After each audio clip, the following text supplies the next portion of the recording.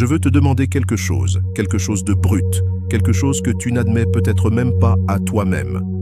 À quelle fréquence as-tu l'impression que ta concentration s'envole, comme si peu importe tes efforts, tu étais coincé dans une série de distractions? Tu t'assois pour travailler sur ton entreprise, pour construire la vie de tes rêves, et soudain ton téléphone vibre, tu fais défiler Instagram, tu regardes une vidéo sur TikTok, et avant de t'en rendre compte, 2 heures se sont écoulées. Mais voici la partie dont personne ne veut parler. Il ne s'agit pas seulement de perdre du temps, il s'agit de ce qui t'éloigne. La vérité, c'est que beaucoup d'entre nous ont laissé leur cerveau se faire détourner par du contenu hypersexualisé, par l'attrait de la gratification instantanée et par des habitudes que nous n'avons même jamais choisies consciemment. Je le sais parce que j'y suis passé, laisse-moi te raconter une histoire. C'était il y a quelques années, j'ai eu cette opportunité énorme, un pitch pour un investisseur qui aurait pu changer la donne pour moi.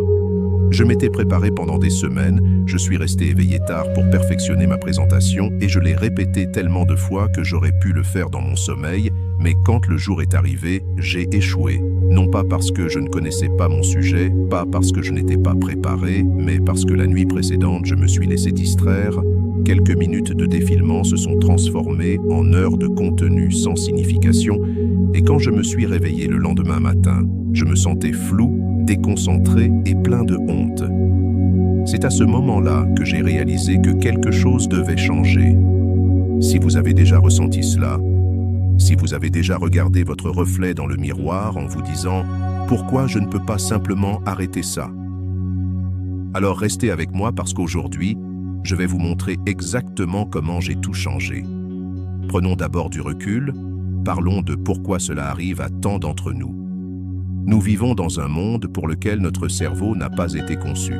Sachez cela, il y a seulement 100 ans, les gens devaient rechercher activement des informations, images et expériences.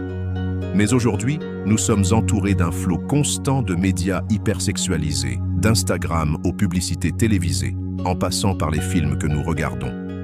Tout est conçu pour déclencher une chose, la dopamine. Tu te demanderas, mais qu'est-ce que c'est cette dopamine ? Écoute, c'est simplement le produit chimique dans votre cerveau qui vous fait vous sentir bien lorsque vous ressentez du plaisir.